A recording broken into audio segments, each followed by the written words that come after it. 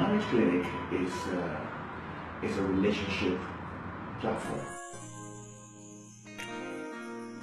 And the idea is to help men to grow relationships and then do some relationship check-ups as well. It all has to deal with relationships. Okay, so you can say it's a relationship office, as it were. And what we do is try to mend broken relationships and try to sustain existing relationships, try to make them stronger through the sharing of information and dealing with issues that people would have ordinarily overlooked, or refused to pay attention to, as far as relationships are concerned. And so it's always about how beautiful the woman is, how much money does the man have. But there is much more that comes into a relationship. So the intention is for people to understand the implications of what they are walking into and understand how they can manage those situations so that they can become better people, as they learn to manage other people's issues, and keep, their bond and fusion, as a couple much stronger and better. There are so many situations where you have people, even the ones that walking up to you and telling you they want a divorce, they're not happy in their marriages, what can they do to escape this kind of responsibility or that kind of responsibility. And it was something that was recurring. People always wanted to deal with issues, and we thought about it and we're like, now there is a problem. How do we solve it?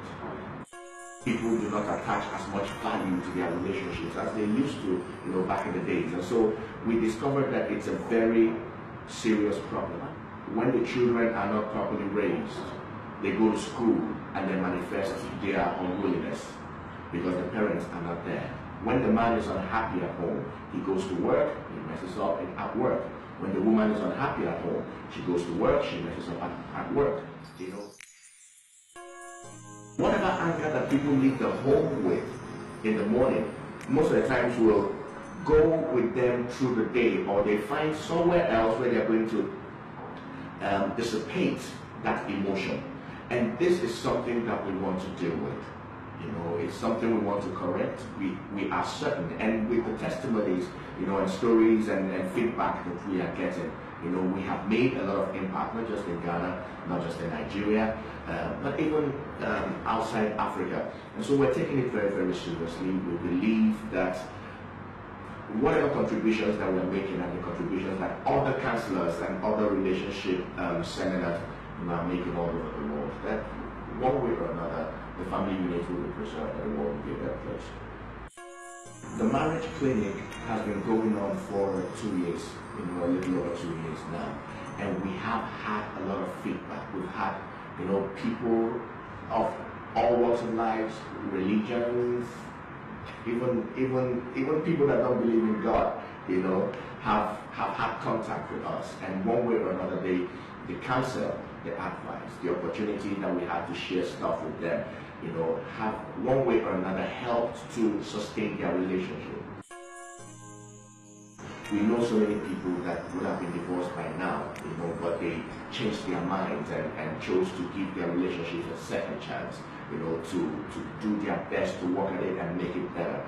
And one of the things that keeps reoccurring and keeps coming out in terms of feedback is that people come to a point where they see that the problem is not with the person that is actually wearing them out, but the problem is with them. And so one of the things we try to do, through the marriage clinic is to get people to look at themselves a little more. The capacity you have to manage your relationship. So it's not just about the fact that someone is upsetting you, but it's also about the fact that you are building yourself and building the capacity to be able to manage that flaw, manage that excess, manage that weakness.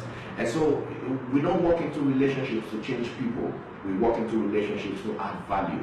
And so in adding value, one of the most important things that will happen to you is that you also receive value. Life and reality is supposed to represent issues, that you must have to come to terms with in your relationship. Most of the times you're in a relationship with a short person, but you're always saying in your mind that the person is tall. And so you keep, having a defeated expectation. It continues to frustrate you, because when you're looking at your husband or your wife, you want to see a tall person, a dark person, a lighter skinned person, and all of that. And so there are certain realities that people have to embrace to be able to sustain their relationships and be proud and happy of whatever it is that they are getting out of their relationship. In a situation where your parents disagree with the choice that you've made, how should you manage it? The fact that the family does not agree with the choice that you've made, does that mean that the family should not support you anymore? What does that support mean? What should it represent? Is there a difference between disobeying and being dishonorable? Can you disobey your parents and not dishonor them? And when you have to take a stand, do you understand the implications of the stand that you are taking? And finally, to make people understand that the choices we make affect everyone that is around us. So in a situation where you choose the wrong person and you have kids and that relationship does not work, your family members are not going to pretend that they do not have blood ties with your children. So you put them under a certain kind of burden. And the conclusion of the matter, I can tell you right away, is that everyone must learn and make up their minds not to pursue after relationships without the support. I didn't say endorsement, but without the support of their family. But this time, on the 6th of August, at the SSNIT guest house, 3 p.m. to 6:30 p.m., we're going to be having 2 sessions, and we will be talking about issues that relate to when your parents or your family members have reservations about your relationship.